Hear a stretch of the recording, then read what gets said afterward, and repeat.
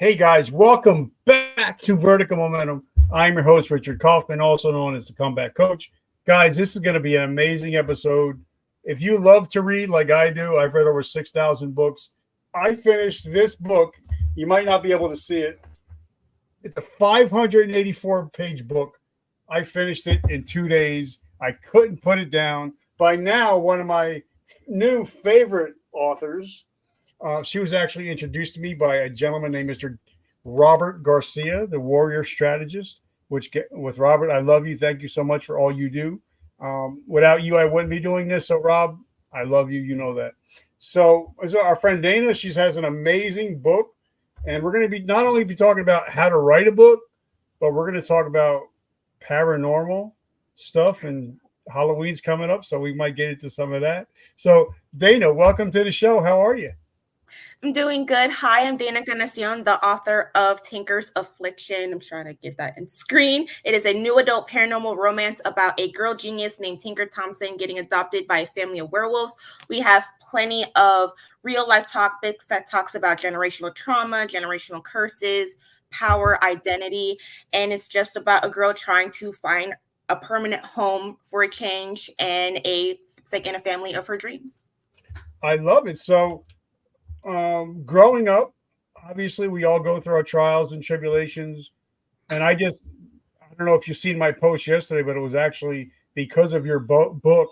I actually wrote a post about how we can go from generational curses to generational blessings by just making a decision. So that was actually spurred on by your book, by the way. So that whole post was about your book. My first question is what is your definition of resiliency? Because I'm sure your life hasn't always been sunshine, rainbows, skittles, and unicorns, right? Yes, I wrote Tinker's Affliction during a hard time in my life. And how I define resiliency as getting back up through the trials and tribulations and making something good out of being in a bad situation. Okay, so give us a quick down and dirty about where you come from, where did you grow up, and how did you get into the whole crazy world of paranormal and then also writing books? All right, so let's go from the beginning.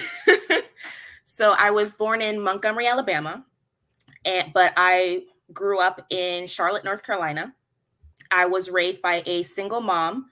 My mom is my editor of my book, so shout out to my mom.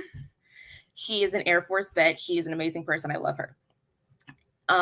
So I was raised by a single mom of three. I am the middle child, and I was raised mainly just by her. And I was with some toxic family members. And I'm going to tell you right now, it was not my mom's side.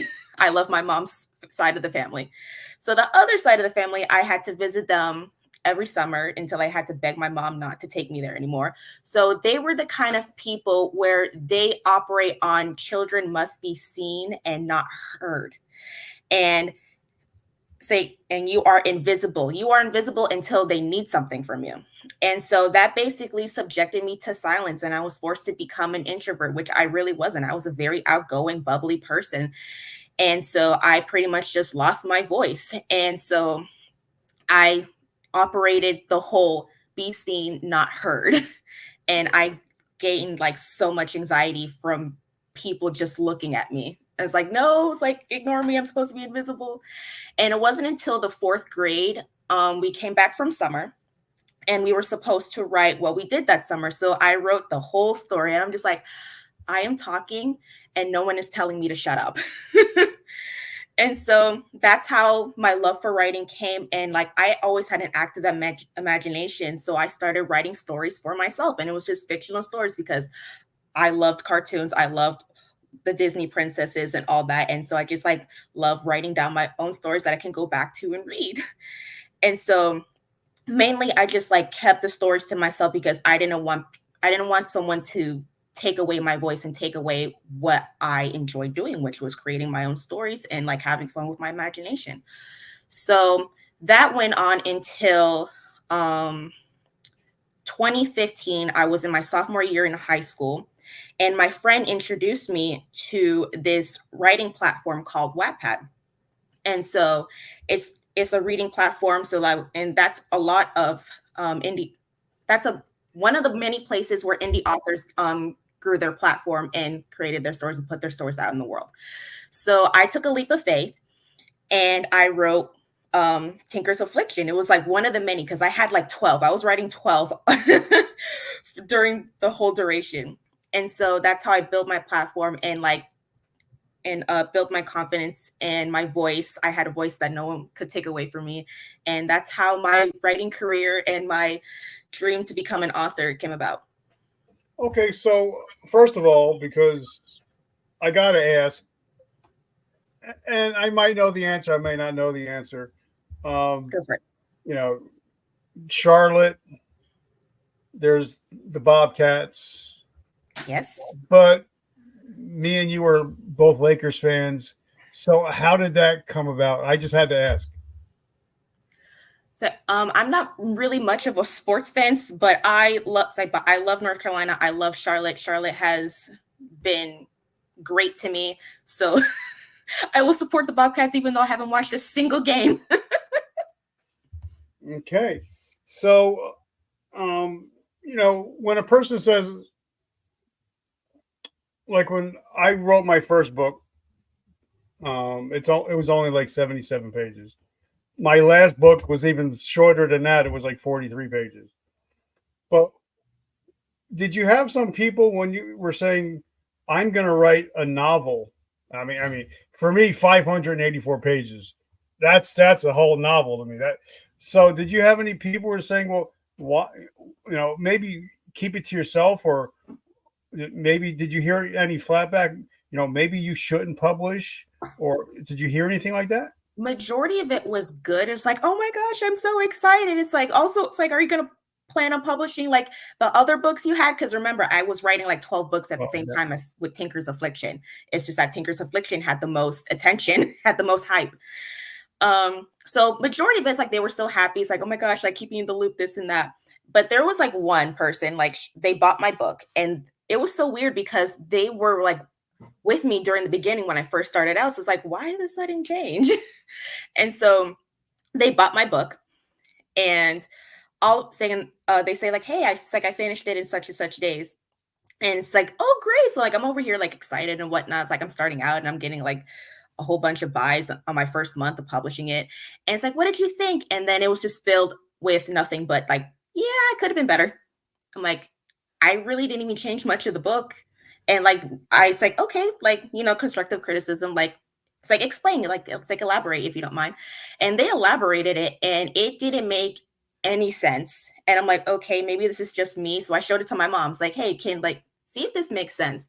And she's like, because she read my book, obviously. My mom's my editor. And like, my mom is like the typical person where like she is blunt about things. Like if she doesn't like anything, she doesn't like anything. Like my mom does not know the definition of sugarcoating. That's just not how she operates. So she's like, that doesn't make any sense at all. And then I showed it to my sister. And then I showed it to my boy. And then I showed it to my boyfriend at the time. And I showed it to my brother just to see if I'm tripping. And it's like, no, she's just being a hater. And I'm like, you supported me, and then all of a sudden you're showing hate. Like, I don't get it. Okay, now I got to give a big shout out to your mom, Lizette. Thank you for your service. Thank you for serving this country.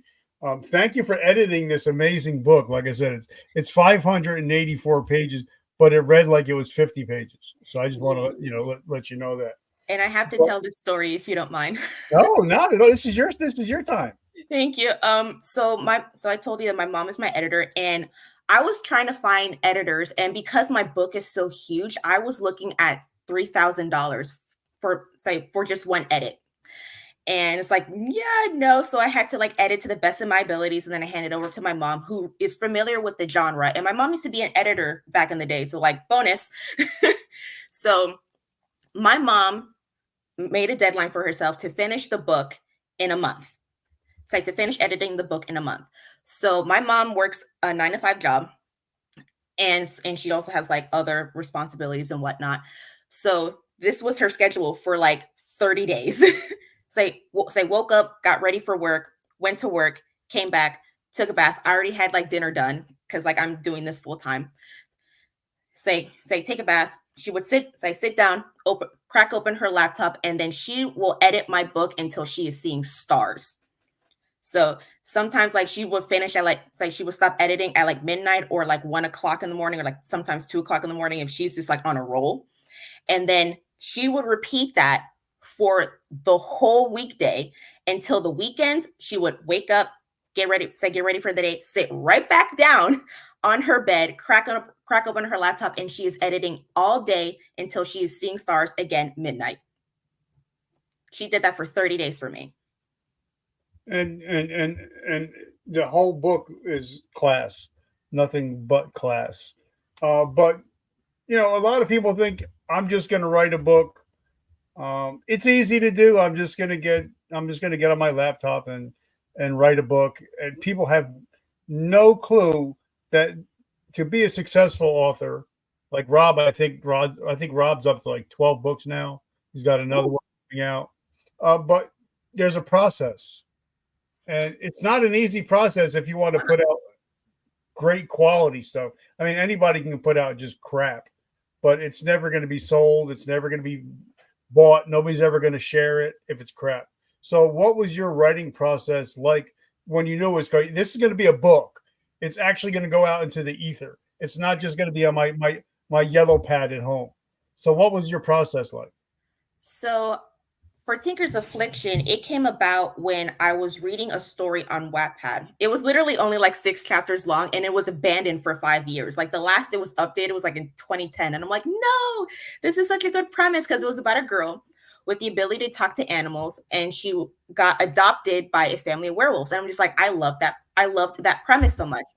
And it literally stopped at 6 chapters. And I'm like, this is such a good story. And I'm like, girl, you literally can write stories. It's like, just write it. So I used that story. It's like that 6-chapter story, that foundation, girl getting adopted by a family of werewolves, as the foundation of Tinker's Affliction. And so like I blew it up and spinned it into my own. I put Dana's magic in there, and that's how Tinker's Affliction came about. So I used like that little it's like that 2-sentence, 2-sentence description as my foundation. And then I put in like major plot points of what I wanted to put in for the story. And then for the drafting phase, I expand on that. And then, so it's kind of like a 50% planned plot points, and then 50% just random pizzazz that just came from the top of my head. Now, during this time, were you watching anything like True Blood or anything like that just to get some ideas flowing? No, I actually read like a bunch of paranormal romance books, so I'm very familiar with the genre. Okay. So you got to tell me, where did this, how old were you when you first started thinking about paranormal stuff? Because it's not normal. You know what I mean? So it's kind of like, you know, if you bring up the conversation of paranormal, people are like, ooh, boo. So tell us about your first experience with paranormal. I think for my paranormal, it was when I was watching the Mortal Instruments City of Bones. It was the movie adaptation for the Mortal Instruments series by Cassandra Clare. And that was the first book that got me into like the trenches of reading, and also into paranormal romance. And I love that series so much. It has so much sentimental value to me, because what I did, this was in middle school. So this was like in 2011. And I was reading the series. I was reading the first book, and I loved the book so much that I just had to share it with somebody. So I shared it with my mom. And so my mom was like so invested into it. And so like every day when she got off work, she would take a bath. I would like sit on the toilet, and I would like fill her in on like what's going down in the book. So to her, it was like listening to a podcast. And so like that became like our routine. Like I would read a portion of the book before she got home from work. She would come home from work. We would assume the position, and I would fill her in on the story. And I literally did that the entire series for her. And that became our thing. And that became like, and that's how my love for reading started, and my love for the genre. And when I started Wattpad in 2015, That's when I started really getting into the trenches of paranormal romance, because that's all I read. To this day, that's all I read. That's all. That's Okay. majority of what I read. So if somebody never heard of it, has no clue what we're talking about, what is paranormal romance? So paranormal romance, it's based that it is a general genre, because there's so many subgenres. We have like werewolf romance, we have like vampire romance, like for like prime example, like it's like universally known, like we have Twilight, which is a vampire romance. Yeah. And then it's like various monsters, and and we also like in the romance genre. Say various monsters falling in love with like a human, or or someone else, or like something else, you know. Now, did you have to do a lot of, like for me when I wrote my last book, I spent hours. I think for this last book, I spent over 11,000 hours and over $100,000 of learning what I needed to learn to put this book out. Did you have to do a lot of research on this stuff, or was it just something that came natural? It was just something that came natural. If you say, I'm a paranormal romance author, so of course I have to read the genres to be familiar with the works and see like the mechanics and whatnot. But you also have to put in your own style, because you don't want to come off as copy pasting. Yep. So I just read a whole bunch of paranormal romances, and it was like, it's like, how do I put this into my perspective? Okay, now a lot of people, they're going to write a book. They might self-publish. I've self-published, So did I. but a lot of people get published. But a lot of people don't realize. Okay, now I wrote a book. Now you got to format it, like you said. Just my book, with I think it's like 43 pages. Cost me over almost $1,000 just to get formatted right, get it edited, get proofread, get the cover, the back. A lot of people don't realize what it takes to write a book and put it out, because just because your book is finished, it ain't finished, right? Yeah. So what were your steps after you're like, okay, here's the final manuscript script. Mom Lizette, she already approved it. Now what do you do once it's already been approved, searched, made sure everything is done right? What was your next step? What was my next step after like editing and formatting? Is that what you're talking about? Yeah, because a lot of people be like, okay, I have a book. Do I put it on Amazon? Do I go to Ingram Spark? What do I do next? Oh yes. So like I feel like when you're still writing, you still have to figure out like, do you want to traditionally publish, or do you want to self-publish? So I can only speak for the self-publishing, because I'm a self-published author. So once the book is finished, of course you have to say format it. I formatted my book. It's like I have all the resources that I've used for my book in my website. Check out author Dana Encarnacion, all lowercase. It's like you'll find it. Just click on resources, and that's all the stuff that I use to do everything for my book. So once everything's like all set, you have like the final page count, then you have to look for a cover artist. And so finding a cover artist is no easy feat, especially like if you have like a specific design in your head. That was interesting for me. Then after the cover artist, then you have to find a barcode. And then with the barcode, you also have to have an ISBN. If you're doing if you're publishing through Amazon, they'll provide it. If you're doing Barnes & Noble, they'll provide it. But if you want to have your own, now you have to buy an ISBN. And the ISBN is not cheap. Yeah. It's like one ISBN is like what, $95? Yeah, something like that. And especially if you're going to have an ebook version of the book, of the other book, now you got to be covered every way. And then after the ISBN, then you also have to come up with the blurb, then the hook, because you also have to give that to the cover artist to put that in for the back cover as well. Yep. And then you have to do copyright. I understand that once you write it down, it's yours, but people steal. Let's be real. People steal. I've had Tinker's Affliction stolen before. So yes, Tinker's Affliction was stolen before. It was on Wattpad, and I didn't even know about it. I was literally 2 weeks from graduating high school, And till one of my followers reached out to me, they DM'd me and said, hey, there's a book out there that is really similar to Tinker's Affliction. And so it's like, here's the link, check it out. I go to check it out, and they copied it verbatim, 100% word for word. The only thing that they changed was the name of the characters and the animal companions that Tinker has. Tinker has a crocodile, a raven, and a Burmese python. They changed it to like some like out of pocket animals, like a dog, some kind of random bird, and a third one that I can't even remember. It's like, but with a lot of woosah, I kindly asked them to take it down, and they took it down. But I don't know if they still have, the document and posting it somewhere else, So I am a huge advocate on filing for copyright. And I think it's smart to do your research. Like for me, when I was going to come out with the cover of my book, just finding the name to make sure it was right, making sure nobody else had this book, because a lot of people, they're going to write a book, and then when it gets published, and there's 30 other the same book, the same name on Amazon, and you're like, how are they going to know which one is mine? So I think it's a very important.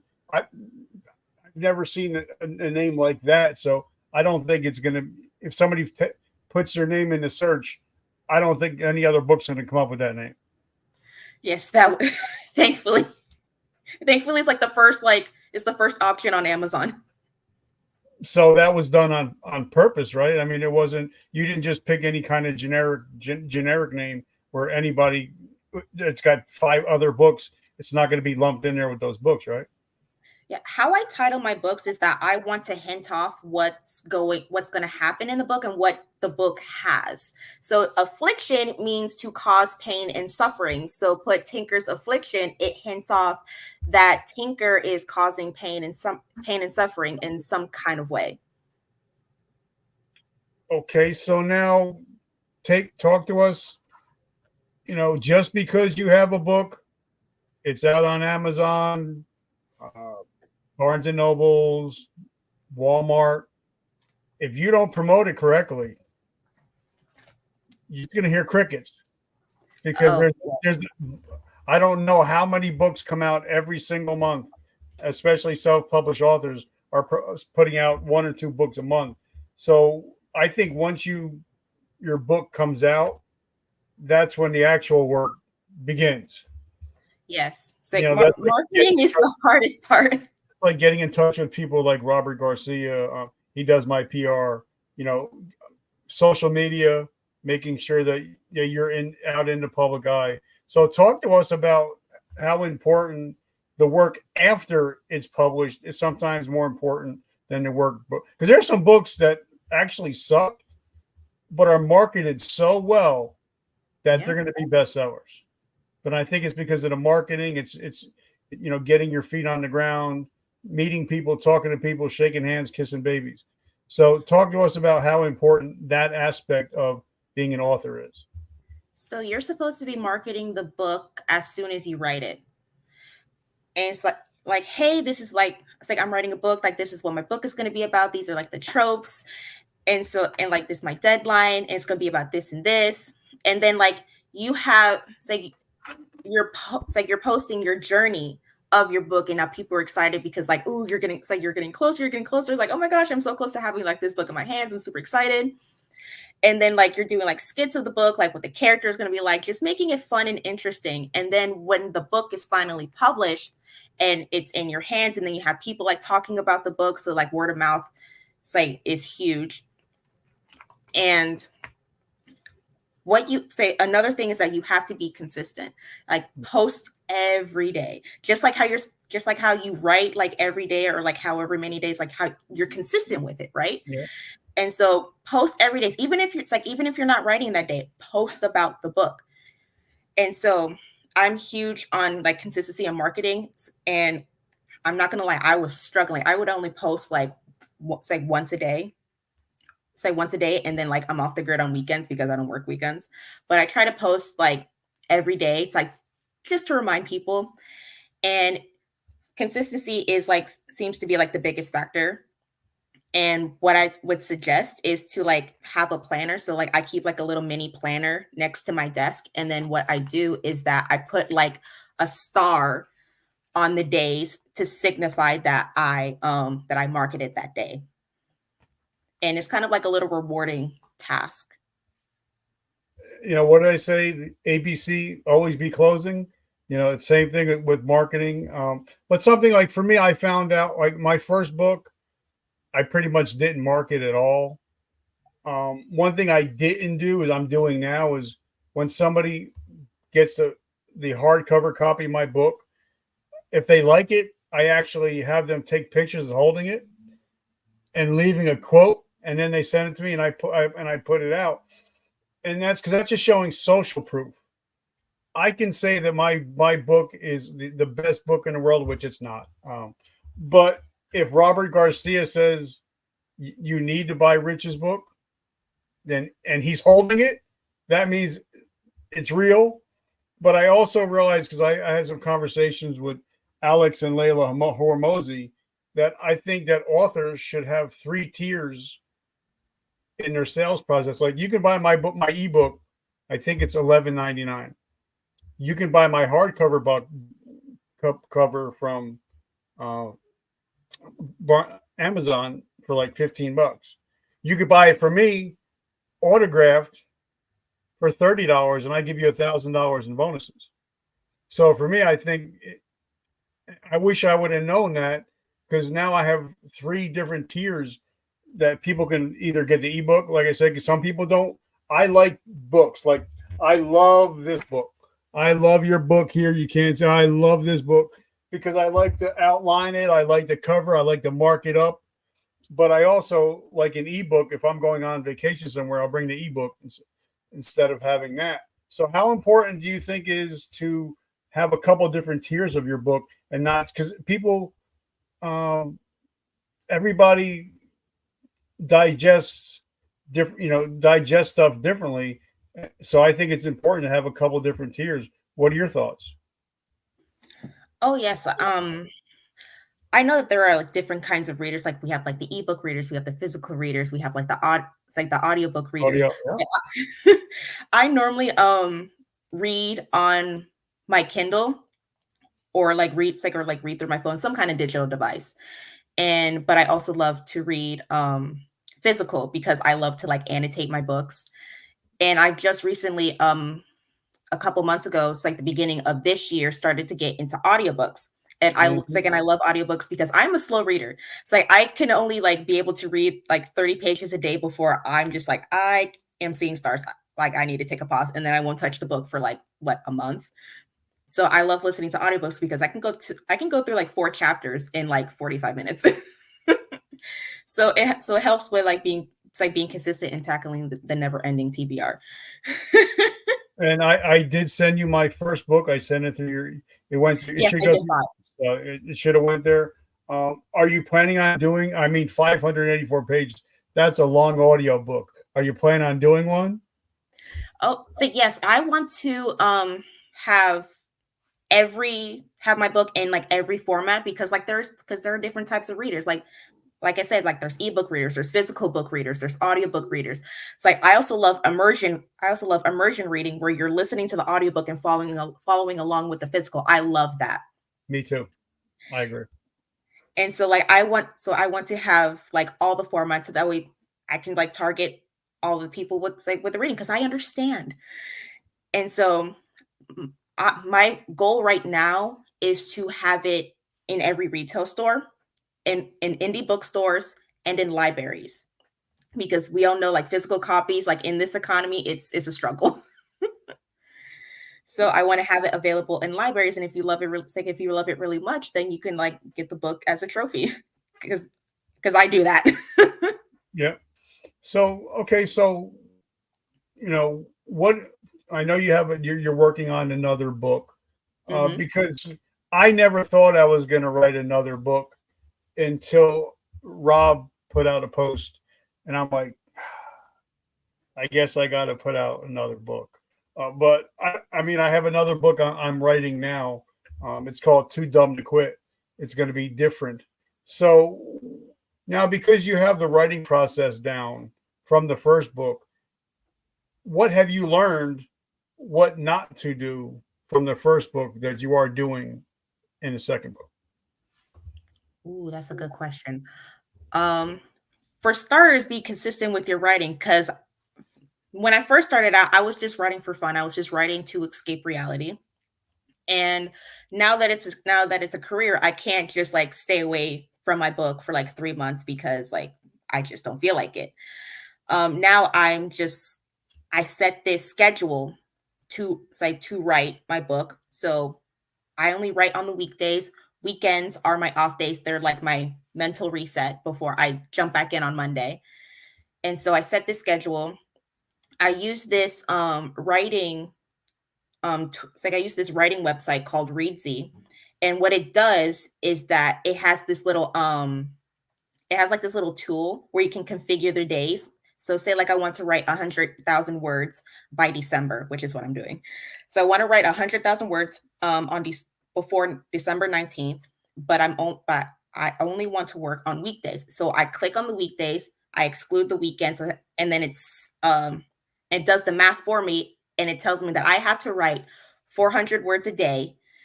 I have to write 400 words every weekday in order to make my goal. So that helps me with being consistent. And if there are days where I just don't feel like writing that weekday, okay, I'll just put it down on my I'll put it down on my planner. And then it's like the next day, it's like, okay, it's like I've recouped. I'm gonna go ahead and catch up on my word count. So it's like 400 plus 405. It's like, okay, I'm gonna have to write 805 words to catch up on my word count, and that's what I do. So consistency is a huge thing. And then another thing is having plot points, because I only wrote what was in my head. It's like I only wrote what was in my head. It's like I needed to have like major plot points so that way I can keep up with it will help me with the developmental edits. And then what I do is that I write down the plot points, and then I'll check it off once I get to that plot point. So that way it helps me remember what I want to put down in the book and to have in the book. So that way it's consistent with book 1 and book 2. Well, I don't know how you do it because I write one 600-word article on LinkedIn every week, and I'm beat up just like I'm doing one tomorrow about mental health in the workplace, and I'm already beat up, and I haven't even written it yet. So I don't know how you could do 400 pages a day. You're truly blessed. I think I know Robert was flabbergasted too.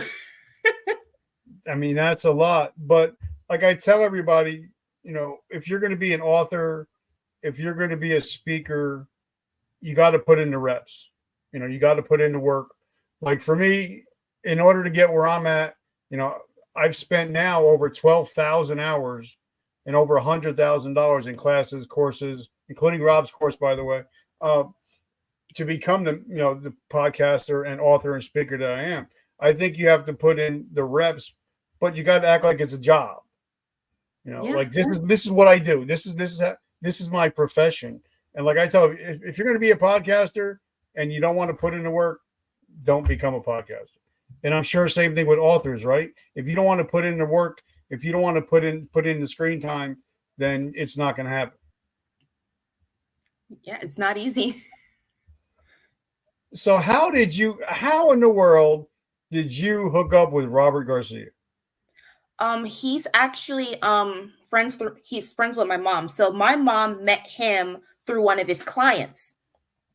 I can't remember his name, but my mom's friend spoke about Robert, and he linked my mom with Robert, and that's how they came to meet. And my mom was just like, told me about Robert. It's like, hey, it's like there's this publicist guy. He helped him like blow up, got him on the news and whatnot.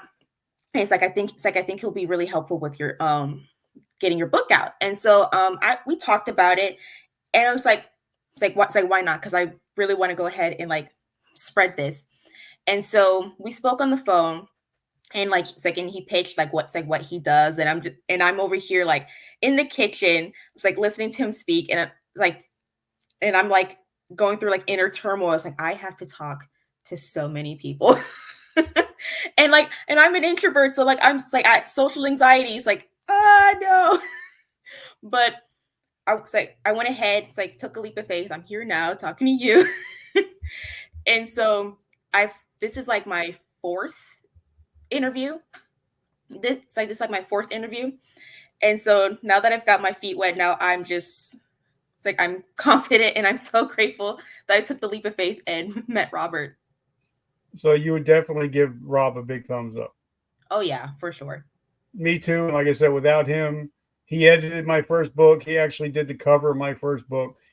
He helped me with my second book. So without Robert Garcia, I wouldn't be the man I am. So I got to give big props to Robert Garcia. So final couple questions is, where do we get your book? How do we support your mission? And then can you give us a little quick blurb on what the next book might be about? Okay, so Tinker's Affliction is book one of the series. It might be it might be a duology, it might be a trilogy. I don't know just yet. So I'm working on book two. I'm 65% in on the first draft, and I was going to hold off on social media talking about the title of book two, but since we're here, book two is called Tinker's Unraveling. And I already have the cover of it sketched out, so it's going to be like a scene, but it's going to be like a scene play by play. So if you see the cover, you're just like, I wonder what the next scene is going to be. And so it is going to be where we left off in the ending of the book. And it's going to talk about like it's going to talk about other about the tropes like the generational trauma, the generational curses, identity, power. We get to learn more about the side characters and just a whole lot of character development. So there's going to be lots of intensity. So be prepared for that. It's like my biggest things that I love to talk about real life topics and like seeing characters navigate through that and grow from that and move on from it. So where do we get? And I don't like virtual backgrounds, but there's my copy. I got it right there. So where do we go get any of your books, or how do we get into your ecosystem? Okay, so to stay updated on what I'm doing on Tinker's Affliction, on Tinker's Unraveling, you can sign up to my newsletter. Just look up author Dana Encarnacion, all one word, .com. And you just sign up to my newsletter. Just click on newsletter, put down your email, and you will stay on the loop with all the updates. Even get some freebies. If you sign up, you will receive a free book journal template that I've made myself. And then after that, you can also follow me on all my social medias. It is Tinker Thewriter on TikTok, Instagram, Facebook. It's all there. You can find it on my website there. Just click on the link and just hit the follow button.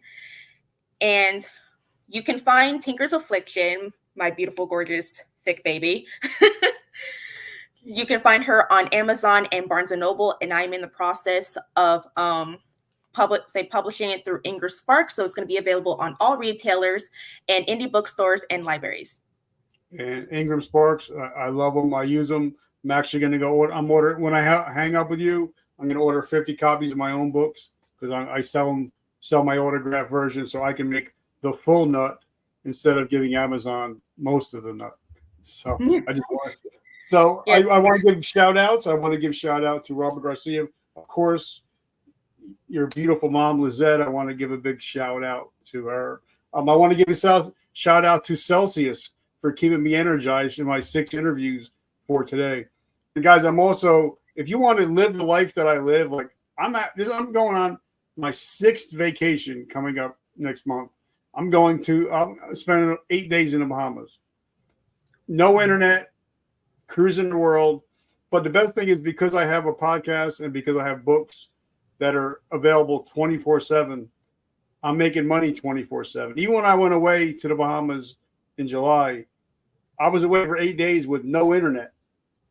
Came back to money in my account because the internet never closes. Amazon doesn't close. So if you want to be taught how to make money 24/7 without having to do a lot of work, just let me know and I'll get back to you. So I just want to say I'm so grateful that we got together, and I'm so humbled for your friendship. Thank you. And like I said, I love the book, and I can't wait for the second one. I'm excited already. Yes. And I have to speak about this. So Richard here finished my book, my 584 book, in 2 days. The reigning champion was 3 days, and he just knocked him out of the park. Yeah, because like I said, I'm a speed reader, and that's something that I learned a lot from Robert Garcia. I actually have 18 books going, and 2 audio books, and one class on LinkedIn that I'm taking. So that's my addiction is knowledge, and I loved your book. I learned some stuff that I never thought I would learn about, paranormal and stuff like that. So guys, if you're into paranormal, you need to pick up the book. And guys, make sure that you check out our Instagram. It's fire. So I just want to say that. Thank you. You're welcome. So I just want to say thank you for everything, and I'm truly humbled and grateful, and hopefully we can build a generational relationship, and I can help you even get the next book out so we can get it to bestseller status just before it even hits the market. Thank you so much. I will definitely reach out. I love it. And guys, remember, today I decide, and what that means is if you listen to my show, every morning you wake up, you can decide to be a victor or a victim. And if you're listening to this show, you're a victor of your present and your future. You're no longer a victim of your past. And you no longer have generational curses. You have nothing but generational blessings. So thank you guys for always showing up. And remember, vertical momentum, the only way to go is up. I love you guys. Have a great day. Dana, thank you so much for everything. Thank you for having me. You're welcome. Have a great week. You too.